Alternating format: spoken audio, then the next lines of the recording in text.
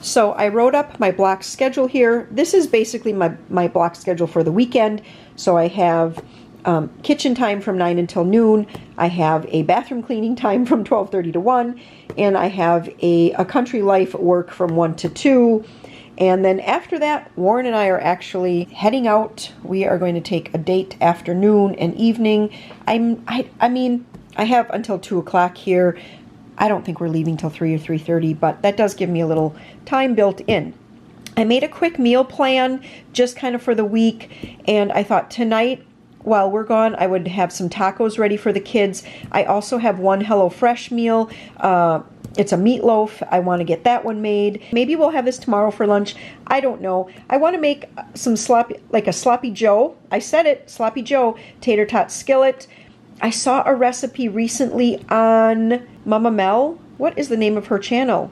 Mama Mel's in the Kitchen? I think that's the name of her channel. Anyway, she has just great skillet recipes. I love watching her channel when she has her skillet recipes on there. And so she did one where she basically made just what we would call barbecue. And then she just topped it with tater tots. And then at the very end, she put some cheese on top. And I just thought that sounded good. I have a cabbage I need to use. And I thought I would get those sliced for cabbage steaks tomorrow. Monday, we're going to do a chicken stir fry. Tuesday, I have 2 beef steaks, and I'm going to combine that with some venison steak. We are going to have some boxed rice and green beans. Wednesday, Amber's creamy potato soup. I also want to make some focaccia bread. Am I holding this close enough for you guys to read that? And then Thursday, some Italian beefs, and Friday, shrimp tacos. So I'm just going to go down this list, and I'm going to get everything I can ready. I mean, all the way, even something like a focaccia bread. What I will do here today is I will get all of the dry ingredients into a Ziploc bag, measured out so it's ready to go. Then that morning I can just dump that whole Ziploc bag of ingredients into my bread machine, hit start, and then make the dough. And it's just fast. I don't have to think so much on those days, and I don't have to be running back and forth from the pantry to the refrigerator to the freezer to the cupboard, you know, that kind of thing. And all of those steps actually take time. And when you're trying to get started on homeschooling in the morning, all of those little steps, they just take a lot of time. And, you know, I mean, running to the pantry for one thing is just a second, right? 2 seconds. But running to the pantry for one thing, and then the basement, and then the cupboard, and then this freezer, and then whoops, I put something in the wrong freezer, or someone put something in the wrong freezer, and so I have to look in 3 different freezers to find it. All of that takes time, and it all takes away from a good morning getting started with homeschooling. It also was brought to my attention recently. I was talking with a friend, and she has been working full-time, and she was working part-time. Now she's working full-time, and she's just really finding that, all right, I took a phone call, but I'm back here now. And I think I was saying something about my friend who has gone from part-time to full-time, and she's just finding that some of the recipes and the foods, the meals that she used to make when she was either at home or working part-time, she just can't make those working full-time and still get supper on the table at any reasonable amount of time. So it just got me kind of thinking about utilizing the idea of a Sunday prep, or even just a weekend prep. If you can just carve out some time on the weekend and do some of that prep and get some things ready. Now, what did you do with that shirt that I just told you don't leave lay around? Put it right in the washing machine. How quickly those 11-year-old boys forget. Peter was extracting skunk essence this morning, and he was smelling a bit skunky when he came in, so he was changing his shirt, and we don't want that on the floor, do we? Okay, I feel like sometimes I throw things into my videos that's so unrelated, but isn't that just like what real life is like? You're trying to get something done, and then all of a sudden your child comes in smelling like a skunk. All right, well, at least that happens here plenty. So back to the working mom thing. Just finding a little bit of time over the weekend where you can maybe do some prep, get a couple crock-pot meals, and not the kind of crock-pot meals that only take like 4 hours, because that's just not going to work when you're working full-time. You need those type of recipes where, you know, it's like a roast, and that's why I'm making the Italian beefs. Well, I call them Italian beefs, but it's with a venison roast, because that can go as long as you need it to, because the meat just continues to get tender if you cook it on low. If you put it on high, you're going to end up overcooking, and the meat's going to get kind of like that weird dry where you kind of bite through it, and it's kind of like how do I say, it's kind of like this dry chalkiness or something. That's kind of what I have in mind here today, is trying to do some things over the weekend here that will make making some of those like favorite meals maybe a little bit faster. And I think it's all just kind of like getting into a new routine and coming up with new ways where normally maybe you would have started, you're like, oh, I really want baked chicken. Well, I'm going to start my baked chicken at 3 o'clock. But if you're working full time, you really can't do baked chicken probably at night because it just takes too long. Maybe that becomes a weekend meal and you have to do some like soups and crock-pot meals or some skillet dinners, something like that during the week. While I was on the phone, here are a couple things that I got going. So I just took out, this is 4 pounds of venison burger here, and I brought it straight from the freezer. So I just put it in the microwave for 5 minutes, each one individually. That gives me the ability to just quick cut it in half and squeeze it out of the tube and get that going. I put a little olive oil in there. And then I also have a couple onions. My onions, what I do have left, which is just a few, they froze out in the garage. And so rather than try to chop those up, I just kind of hunked them and I'm going to chop them in the food processor. It's just going to go fast for today. I think the only 2 things I need onion for, I'm going to have to just peek at my meal plan again, but I think the only 2 things is just the taco meat and the barbecue. Alright, it looks like I got that all minced or chopped up, so I'm going to add all of that right to my meat mixture.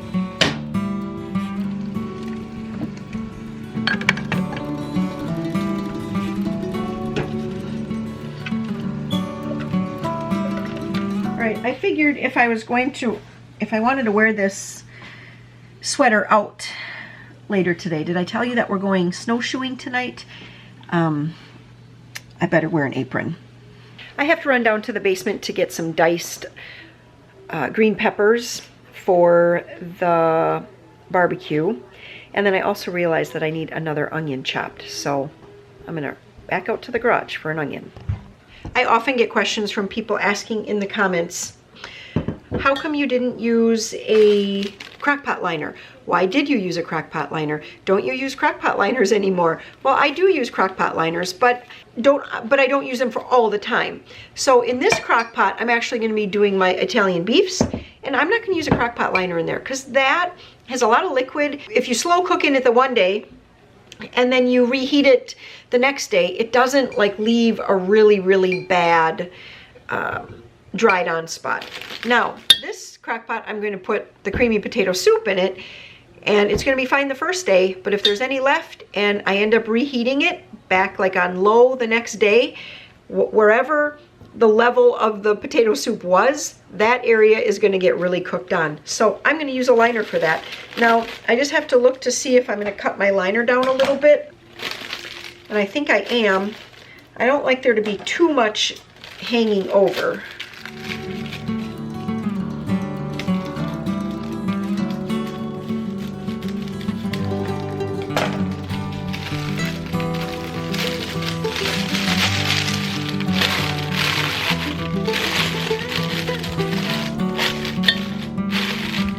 I always watch for these liners at Aldi. That truly is the least expensive place to buy them. Hi. Hold on.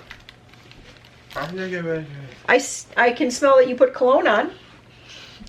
Joe's absolute favorite Christmas gift this year was cologne. Me? Yes, you.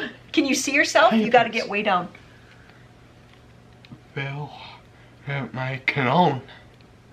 Smells good. My sheets off the bed. You got your sheets off the bed too? Thank you. Go put them in the washing machine. Yeah, so Aldi is the cheapest place. I believe they're usually $1.49, and I think you get 4 in the box. I do usually link to these at Amazon, and you just kind of have to look around. There's so many different brands over there, and I'm sure they all work very similarly. Just kind of look. If you're looking for a big box of 10, you know, just do the math to get the cheapest is what I'm saying. Okay, the meat and onion is cooking up nicely over there, so I'm going to... Amber's creamy potato soup is in cookbook 1. Look at that. First, it is the first recipe in the soups and salads section. I just have 1 bag of these today, so I'm going to make a single recipe. If I use my bigger crock, which I think is a 7 or a 7.5 quart, I'll double it in that crock if I want a whole lot of soup. I need 28 ounces of chicken broth. That was 20 ounces, so 8 more ounces, and then I'm just going to use, let's see, 8, what did I say, 28 ounces? So, and then I'm going to use 1 tablespoon of you love chocolate? Soup base. All right, here's another one of those days. How many dishes can I make? Don't answer that because the number is very, very high. I'm going to keep my list, my shopping list out so that I can add items to it, and I see that I'm going to be needing chicken soup base. So I'll just add that to my list right away. I also like to keep my garbage handy so I can try to keep my space cleaned up as best I can. 1 can of cream of chicken soup. I need a 1/2 cup of chopped onion. This was just kind of like one, I would call this a small to medium onion. I did not measure it. I mean, who measures onion though, quite honestly? If I want a lot, I put a lot in. If I want a little, I put a little in, no matter what the recipe says. If I don't feel like chopping an onion, I just use dried minced onion if I have it on hand. And then a 1/4 teaspoon of pepper. Again, I mean, whatever amount you like. If you like pepper, add more. If you don't like pepper, don't add so much. This also needs 1 8-ounce block of cream cheese. I won't put that in here right now because what I'll do is just let this cook on low for about 4 to 6 hours, and then I'll add the cream cheese at that point and let it cook until the cream cheese is all melty, and when I stir it, I can stir it in. And at that point, the potatoes will be kind of falling apart too, and at that point it'll be a really nice creamy soup with some chunks of potato. Now for this recipe, if you're working full-time, I mean 4 to 6 hours, you're going to be gone obviously longer than that amount of time. So I have seen the crock pots now that have the timer, and I don't know if they have a delayed set, but I do know they have a keep warm. So you can always set your crock pot for a certain amount of time and then just let it go to the keep warm setting so it, you know, it stops with the higher heat, and you know, so it won't get overcooked. If I was not talking and filming through this, I could put this together in the morning in probably 8 to 10 minutes or the night before. And into this crock pot, we are going to put together the Italian beef sandwiches. That is on page 21 in cookbook 2. And there it is. It looks like it has a lot of ingredients. Don't be scared away though. They're simple and they're quick. It does call for a 4.5 pound roast. I'm not going to be feeding as many as I used to feed, so a 2.25 pound, that's what I have, is going to be plenty. And I'm making this on a Thursday. We most likely will not be eating the leftovers on Friday, and then the guys are going to be out of town for that weekend, so that leaves Maria and I at home. And you know, a lot of times we're out and about doing things, and we just probably wouldn't eat. If I had a 4.5 pound roast in here, or a 4.5 pound roast, we would not be able to go through all of that. So, okay, here we go. So, a small roast, which means most of the ingredients, what I'm going to do is just kind of cut these ingredients down because I won't need as much liquid either. So we're going to do about 7 ounces of a beef broth. And it does call for a whole beer. I'm not going to put a whole beer in because I'm doing about half the recipe. So that is about 6 ounces and just a couple tablespoons of cider vinegar. That's 1 tablespoon, 2 tablespoons, Now for the packets, I'm just going to use the whole packet. So I need 1 Italian salad dressing mix. I like to use the Zesty Italian by Good Seasons. I buy them in boxes. Okay, I do not have an onion soup mix packet right now. So when that happens, what I do is I take about a tablespoon of minced onion and about 2 tablespoons, which is exactly what I have in here,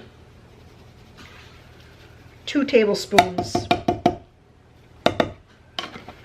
of a beef bouillon or soup base. And that's basically equal to an onion soup mix. I need garlic, so that's about a half a teaspoon of garlic.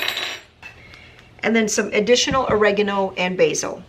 This recipe is so forgiving. Basically, just lots and lots of seasonings. I mean, this is a venison roast, and I've talked about this before, that venison can take about a teaspoon of salt per pound of meat and lots of flavoring. Because when this meat starts to cook down and then you shred it all up with a couple of forks, and then it just sucks up all that liquid and it tastes so good. On hoagie rolls is how I will serve this. Usually I'll kind of like butter the hoagie rolls, toast them, or buns, hamburger buns, hot dog buns, hamburger buns, hot dog buns, really whatever you have. Thick homemade bread. Maybe we'll have some focaccia. What day am I doing this? Thursday? Maybe I'll have some focaccia bread left and we'll have it on that. I don't know. Just some bread, kind of toast it up in the oven or warm it up in the oven. Put your shredded meat on top. If you like cheese, put a slice of provolone or Monterey Jack, or what else is so good with this? Pepper jack cheese, and just put that over top of it, let it melt a little bit, and you have an Italian beef sandwich. What was that, Joe? That's a bowl. It sounded like you burped. What do you say? I say black. What do you say when you burp? I don't know. Don't let me down. You're on camera. What do you say when you burp? I don't know. You say, excuse me. I don't know. Oh boy, he's just gonna be Joe right now. Okay, I'm gonna get the cover put on this. I hope you're chewing with your mouth shut, because you're on camera. I'm gonna get both of these crock pots put out into the refrigerator and then bring them out on the day that I'm ready to cook. So I separated out the meat for the barbecue is in this big pot, and the taco meat is in the small pot. I tried to make it about as even as I could. And now in the small kettle there, what I have, I just added about a half to 3/4 cup of water to it. And then I'm going to put in some of my homemade taco seasoning. I know that this recipe, I think it's the last recipe, second to last recipe in book 1. And I like to make quite a bit of it at a time. So I do 1.5 cups of chili powder, 1/4 cup of kosher salt, 2 tablespoons of garlic powder. I do not know what he's doing over there in the background. 1 tablespoon of onion powder and 2 tablespoons of cumin, and then I mix it all up. I have seen a number of homemade taco seasoning recipes that also include oregano.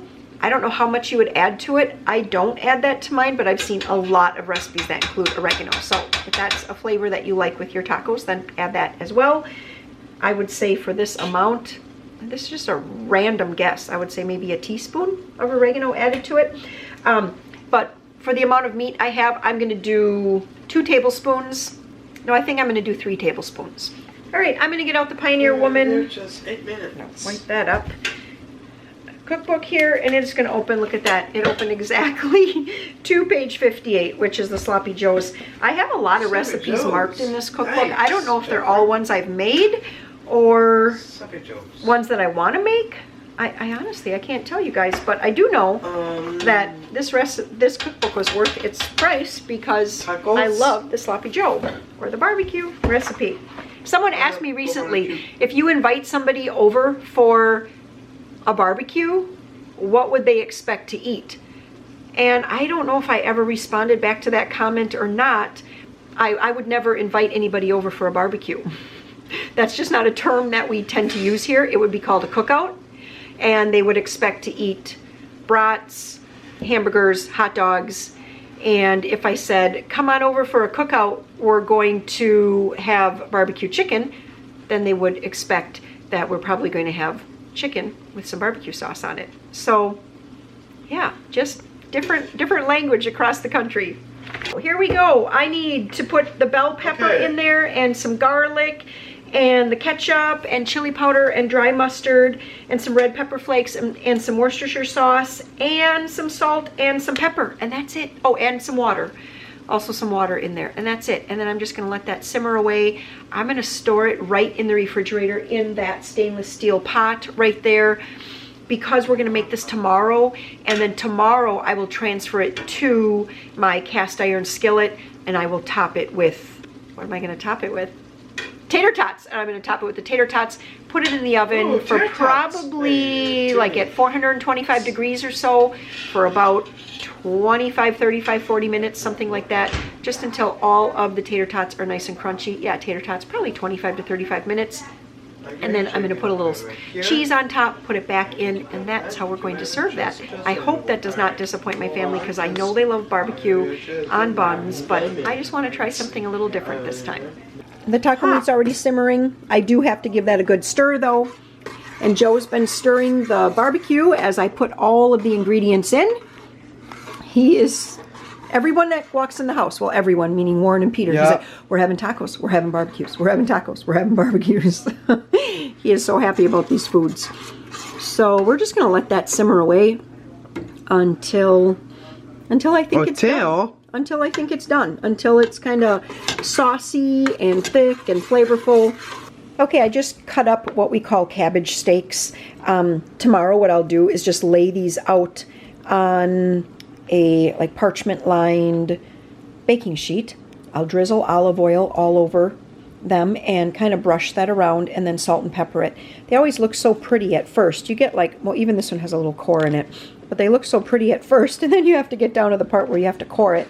And maybe some people just bake these with the core in and then just eat around the core. I'm not sure. This is what I usually do. I get a couple that look really nice, and then the other ones are just kind of like a wad of cabbage. Anyway, I'm really the only person that actually likes these. I think Peter might have a bite, and Sam might like these too. It kind of depends. He gets a little picky about them. You know, they have to be kind of cooked just right. And sometimes if you overcook them, the edges get almost a little too burnt and crispy. If you undercook them, then the cabbage isn't quite done all the way. I haven't really ever figured out the exact time. I suppose I could just look it up online and like take an average of all of them and bake it for that amount of time. But typically I'll put this in at about 425 or so, 425 degrees, roast it for, start with 30 minutes and check them and just kind of keep cooking until they're the right, kind of how we like it. And then hopefully I get it right and Sam actually eats it with me. Otherwise that's a lot of cabbage. I just ran down to one of our freezers and grabbed this big pack of chicken breasts. This is going to be for, is that Tuesday night that we're going to do chicken stir fry? No, Monday night. This is for Monday night. So I'm going to put this in the fridge right now so that it can get thawing. And I had this moment where I was like, maybe I'm making too much food, because that can be a problem too if you prep too much ahead. Ooh, God bless you. God bless you again. God bless you again, Joe. Because that can kind of be a problem too if you prep too much food. At least I find if I prep too much food, because I think, oh, we're going to have a meal every single night this week, and then something comes up, and for whatever reason, just something comes up. You don't know what the reason is yet. And I'm not able to make that meal that night because whatever unforeseen thing happens. You know, I have to remember we are 6 at home, but quite often Sam is gone. I mean, he's working and he's just gone a lot. And so sometimes he isn't around for supper either to eat some of this food. So I have to just kind of, sometimes I have to kind of rein it in a little and go, wait a minute, if we're going to have chicken stir fry, then we probably, I should just make like the amount that we would need for supper that night. Ooh, lighting got kind of weird there for a moment. I should make the amount I need for supper that night, and then for lunch, leftovers the next day. It doesn't always work out like that. Sometimes I have too much and I have to pop some things into the freezer and bring them out like the next week. Sometimes I don't have enough. So all the talk about not making too much food, trying to figure it out to have the right amount of food prepped and not, you know, have more than is going to go to waste. I had set up that Tuesday we were going to be having steak. I have 2 beef steaks, and I was also going to thaw a small pack of venison steak. I'm not going to thaw that yet.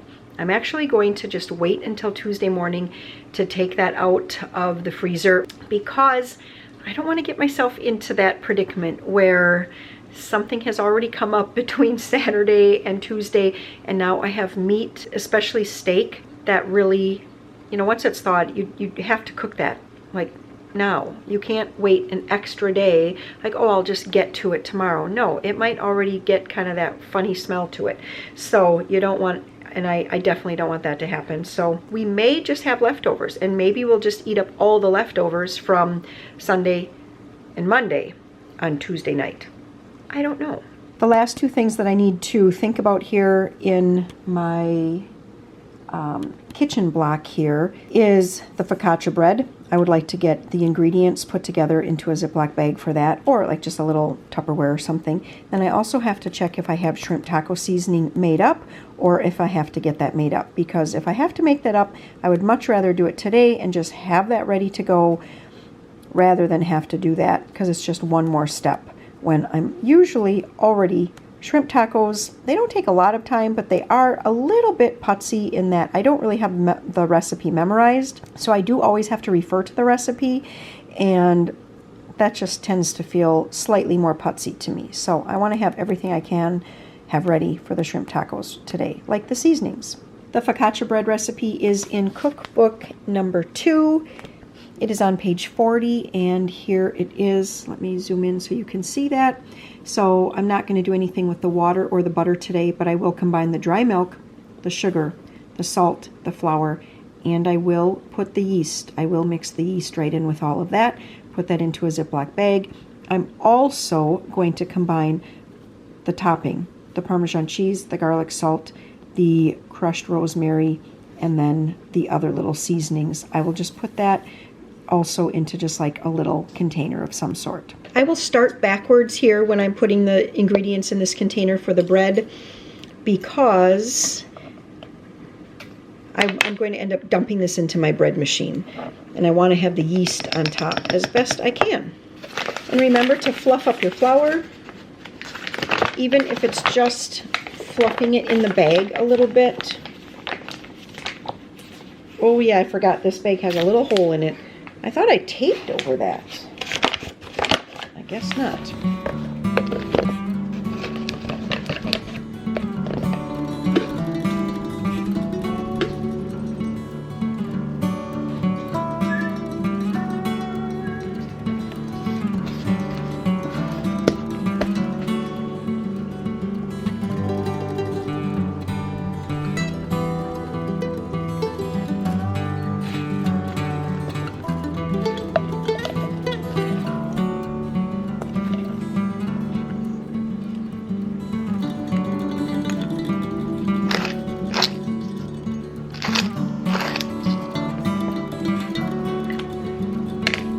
I just made the dressing for the shrimp taco coleslaw. I have the coleslaw mix in the fridge, and I just thought this would be another one of those things. It's a lot of little ingredients, so if I can get this done in advance, it just makes that supper go a lot faster. So we finished up lunch here.